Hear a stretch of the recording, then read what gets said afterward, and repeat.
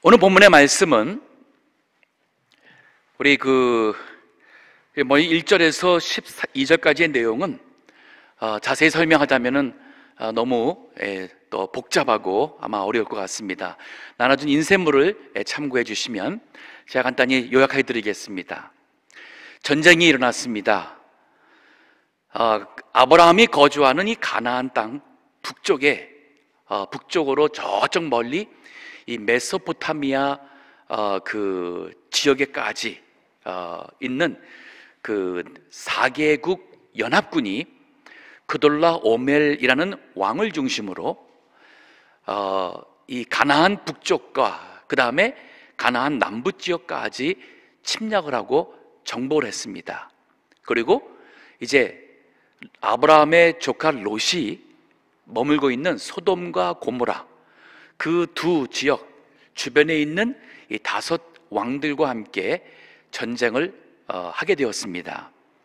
그 원인은 그돌라 오멜 왕, 그 왕이 아마 당대에 가장 힘이 강했던 것 같습니다. 그래서 그 주변 국가에게 조공을 12년 동안 받았습니다. 근데 13년째에 이 소돔과 고모라 왕을 중심으로 한 5개 나라가 조공 바치기를 거부하고 반란을 일으켰습니다. 그래서 14년째에 그돌라 오멜과 함께하는 4개국 연합국이 침략을 오게 된 것입니다.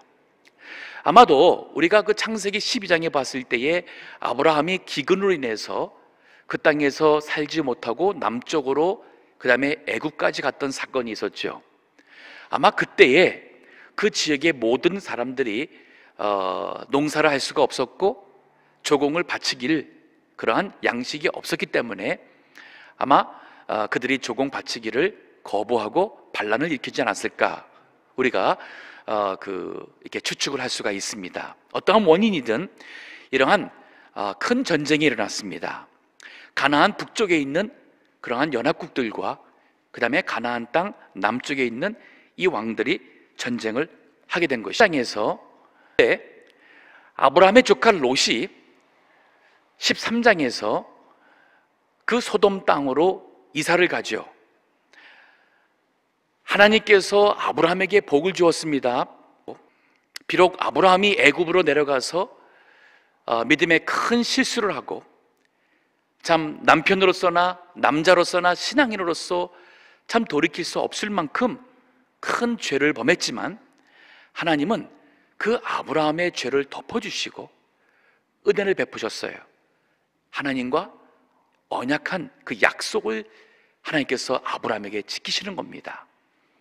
그래서 오히려 아브라함을 지키시고 더 큰 복을 주어서 애굽에서 나와 다시 가나안 땅에 들어옵니다. 아브라함이 베델과 아이 사이에 있는 처음 왔던 그곳에서 단을 쌓고 하나님께 그가 예배하며 자신의 잘못을 돌아보며 회개하는 큰 신앙의 유익함을 얻었을 것입니다.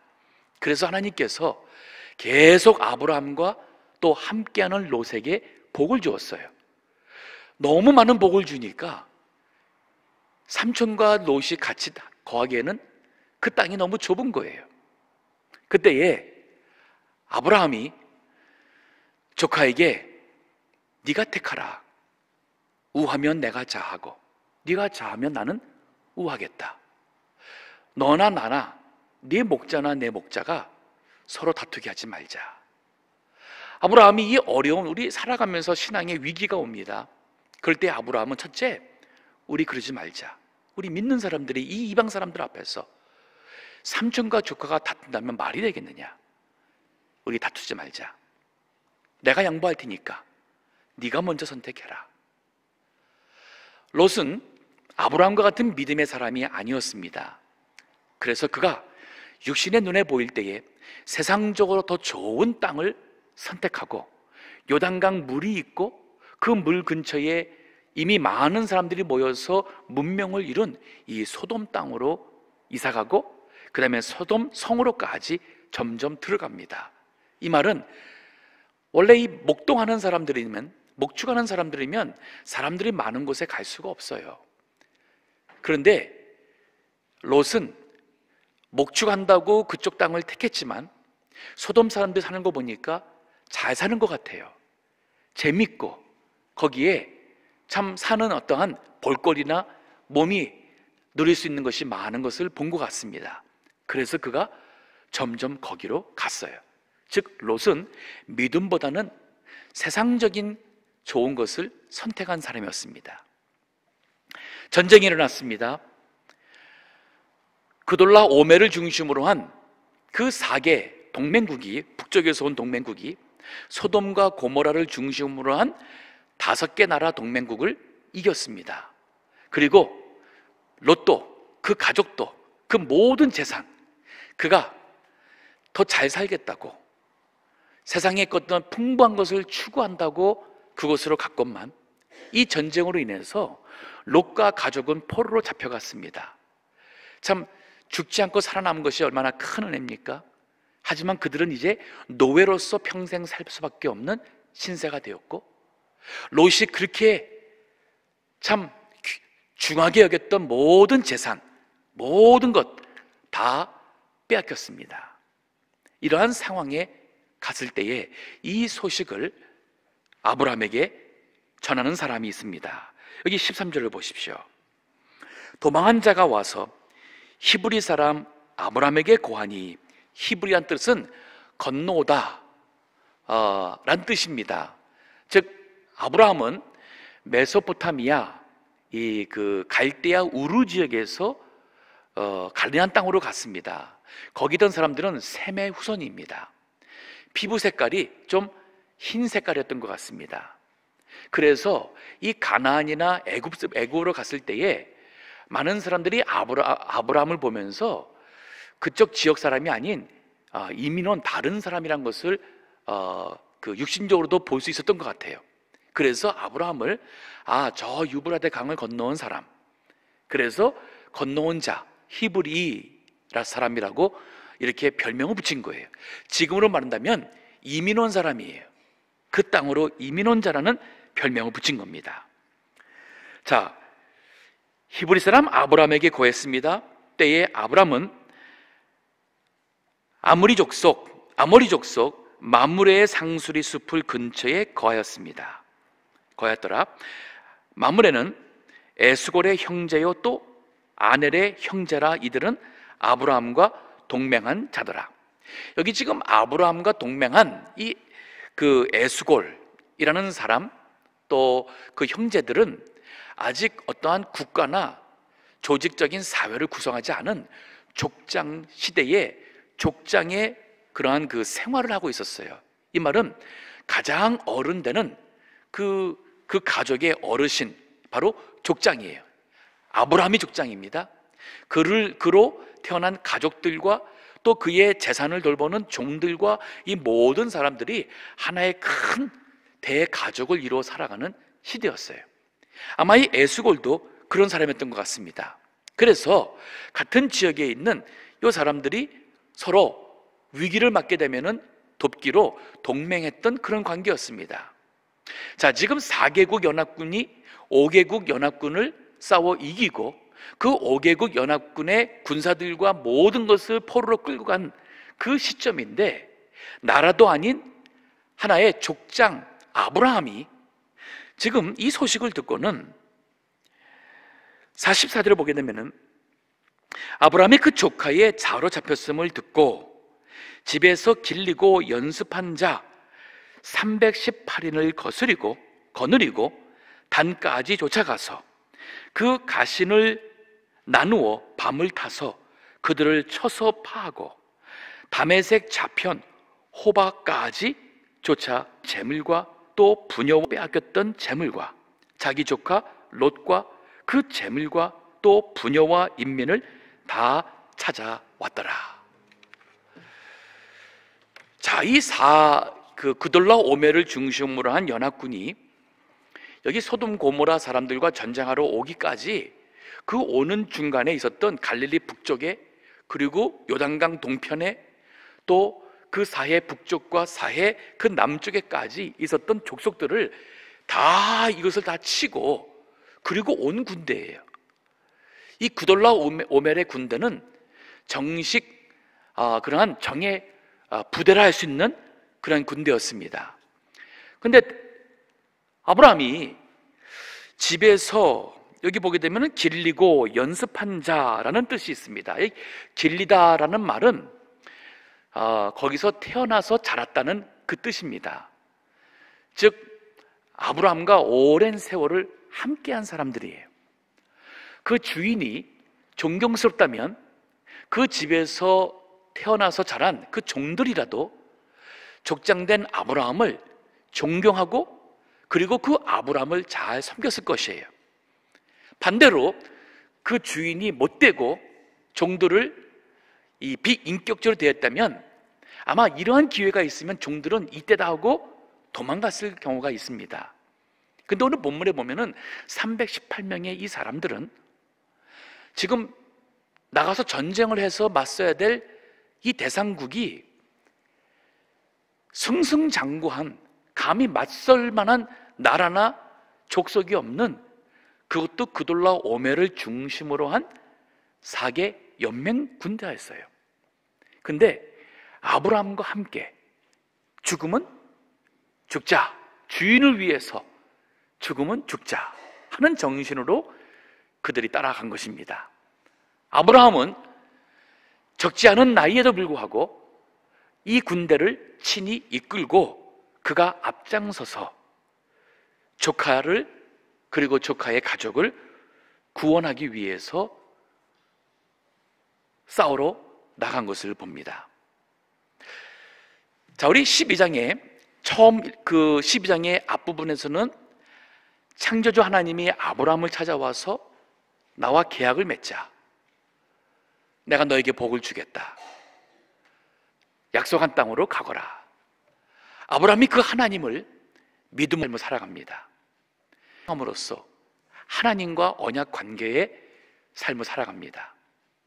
12장 하반절에 비록 아브라함이 아직은 믿음이 굳지 못했고 참 부족함에도 불구하고 약속을 지키시는 하나님, 신실한 하나님을 보여주며 아브라함이 더욱더 성숙한 믿음으로 자라게 하셨습니다. 그래서 13장에 복을 주었어요.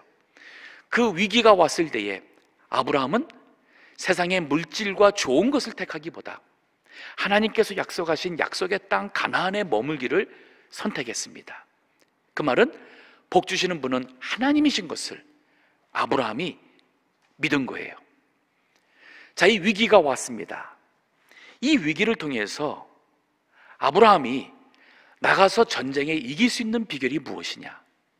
물론 전략을 안 쓴 것 아닙니다. 전략이 뭐였었어요? 밤에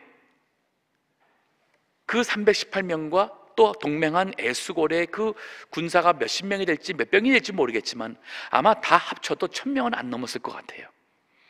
그 군사를 밤에 나누었습니다. 그리고는 기습작전을 했어요.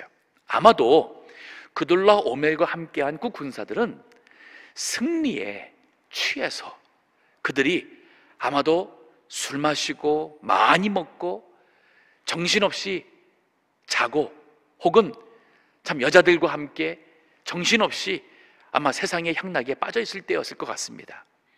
그때에 그 군사가 수만이 될지 수천이 될지 상관이 없었어요. 하나님이 함께 하시니까 아브라함의 군사를 그들이 당할 수가 없었고 그들이 밤에 도망가는데 여기 본문의 말씀 보면은 아브라함 있는 곳에서 다네까지 가는 거리도 이거 아마 며칠 걸렸을 것 같습니다. 한 2, 3년은 걸렸을 것 같고 또 거기에서 이 호바까지 쫓아갔다는데 이 다메섹 호바는 그 레바논의 남쪽이에요. 아마 며칠을 또 추격을 한 것 같아요.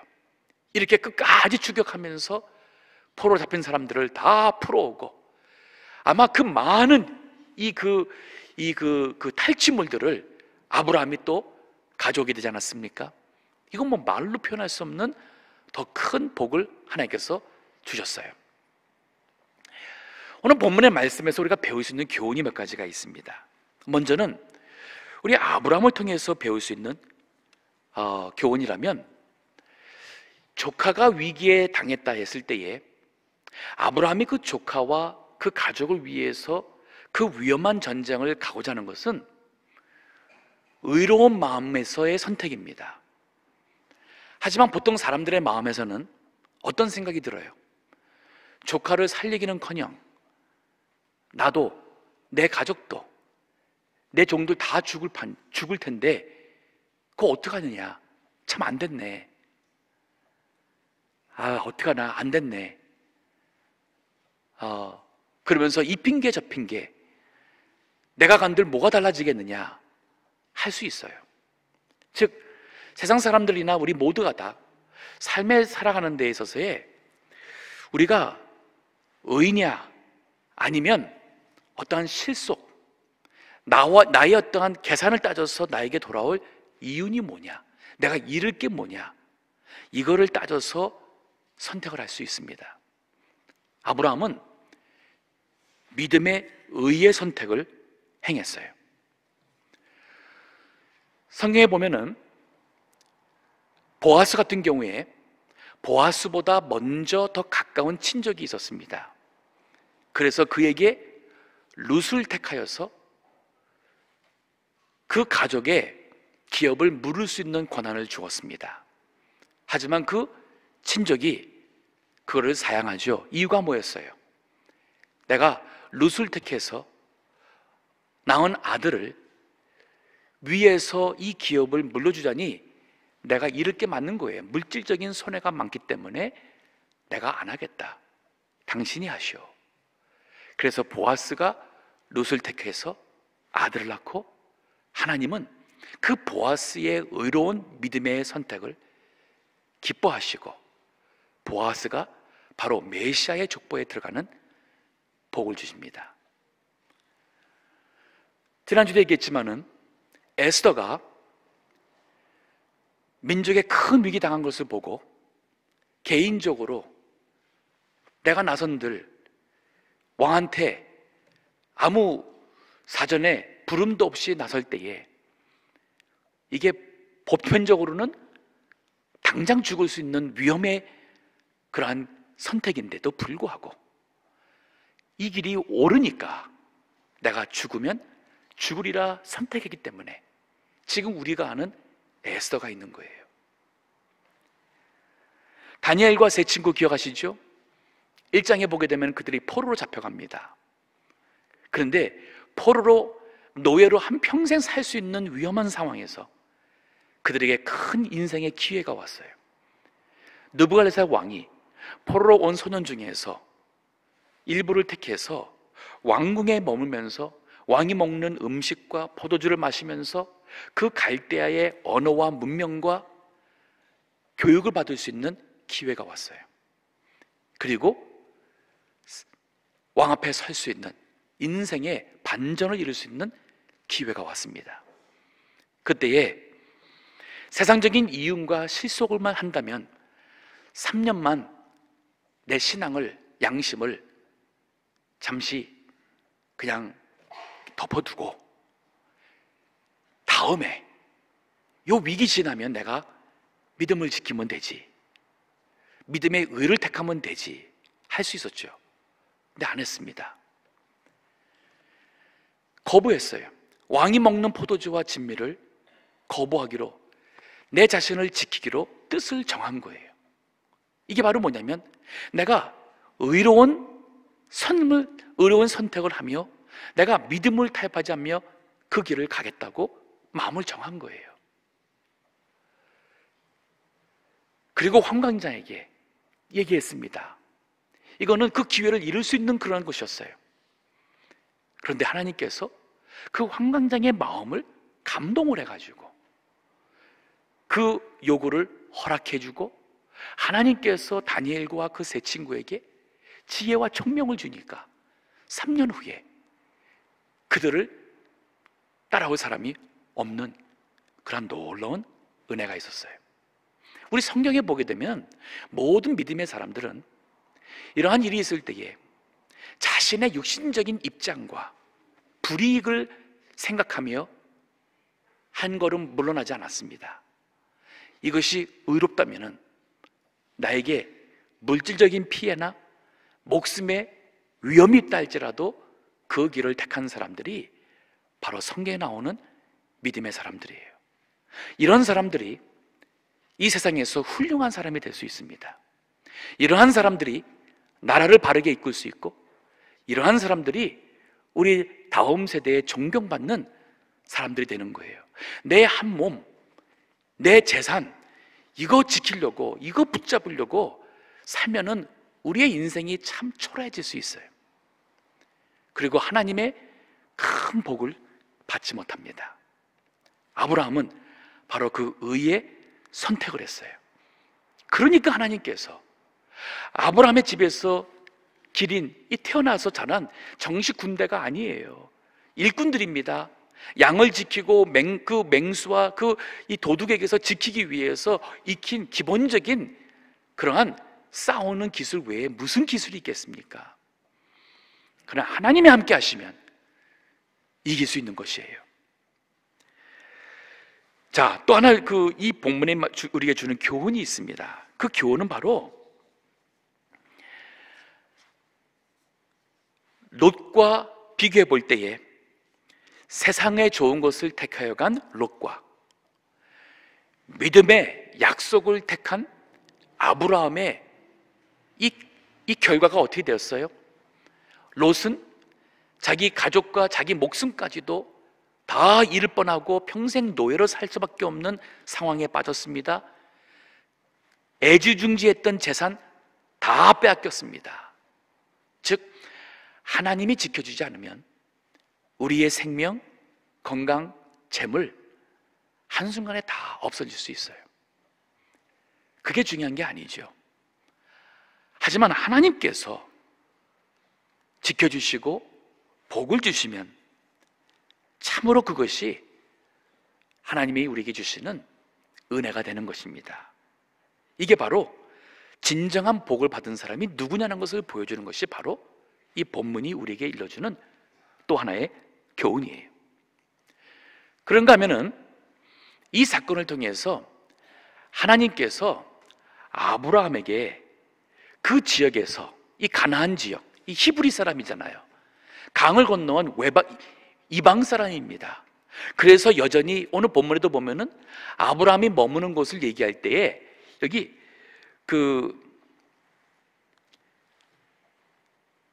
아모리 족속 마므레의 상수리 숲을 근처에 거하였다는 표현이 있죠. 이 말을 보면은 아직도 아브라함이 정착이 안 돼 있는 거예요.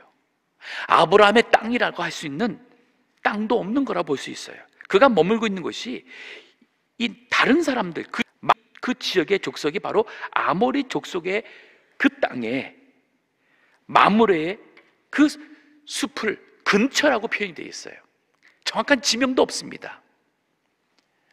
그런데 하나님께서 이번 이 전쟁을 통해서 아브라함의 존재감을 그 주변의 가나안 사람, 아니 가나안의 그를 넘어서 가나안 남쪽, 가나안 북쪽, 심지어는 메소포타미아, 이 바벨론 그 지역에까지 아브라함의 이름이 널리 그 명성이 나타나게 하십니다. 이 하나님의 놀라운 섭리예요. 그런가 하면 이 아브라함을 통해서 아브라함의 하나님 여호와께서 이 세상에 가나안과 또 그 이방의 세상에 그 하나님의 이름이 널리 알려지게 되는 거예요. 이것이 하나님이 하시는 섭리입니다. 우리 인생에 위기가 옵니다. 사실 위기는 좋은 거예요. 위기가 없으면 우리는 그 위기를 통해서 하나님이 주시는 놀라운 복을 소유하지 못합니다. 공부할 때에 시험을 좋아하는 사람이 누가 있겠어요? 하지만 어려운 시험이 있기 때문에 정말 열심히 공부했고, 그리고 참 장하다 칭찬받을 만한 사람이 그 시험을 통해서 인정을 받게 되는 거예요. 2차 세계대전이 있었기 때문에 윈스턴 처칠이라는 그러한 위대한 리더에 대해서 역사가 기억하는 것입니다. 때문에 인생에 어려움이 오고 위기가 오고 시험이 올 때에 낙심하지 마세요.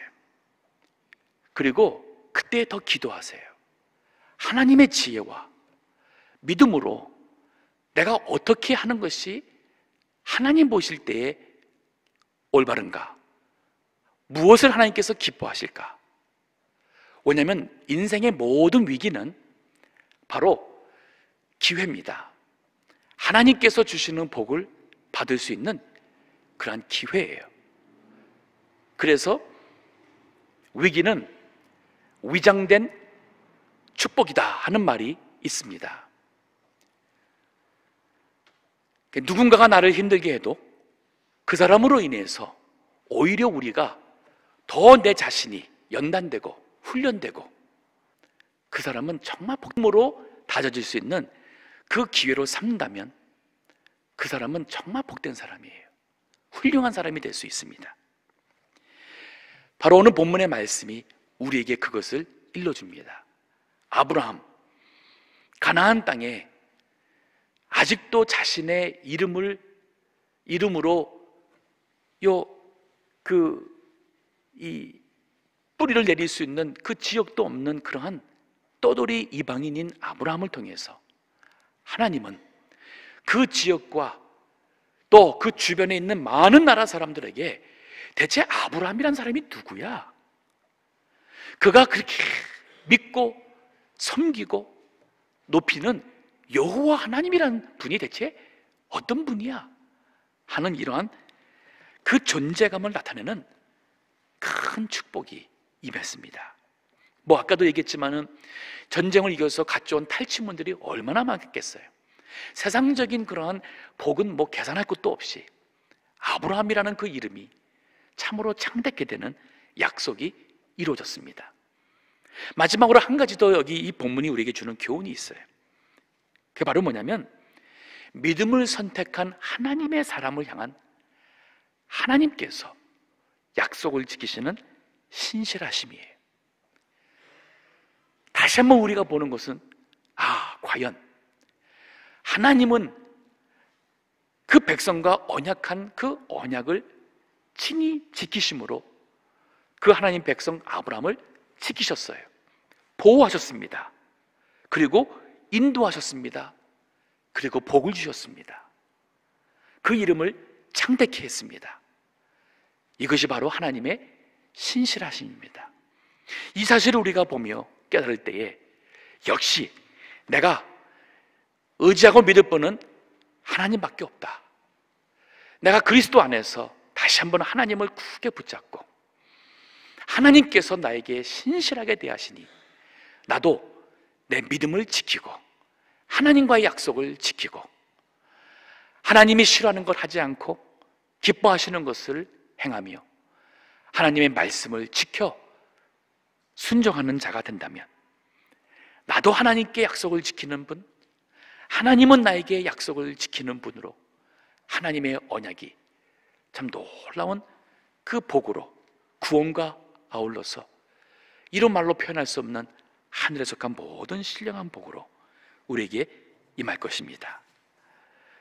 오늘 이 아브라함의 이 모습은 참으로 참 귀중한 모습이에요.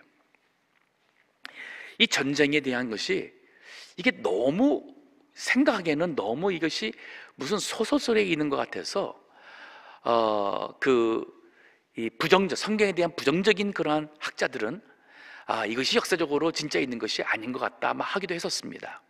그런데 우리가 이 고고학이나 또 이 갈대아 우르의 문명에 대한 그 문서나 여러 가지 발굴될수록 여기 나오는 그돌라 오멜과 이 아브라함 시대 때에 실제로 그 바벨과 그 신할 땅과 그 바벨 그 지역에 이러한 그 나라가 이미 조직되어 있는 것이 많이 그 문서가 발견되는 거예요. 이게 사실인 거예요.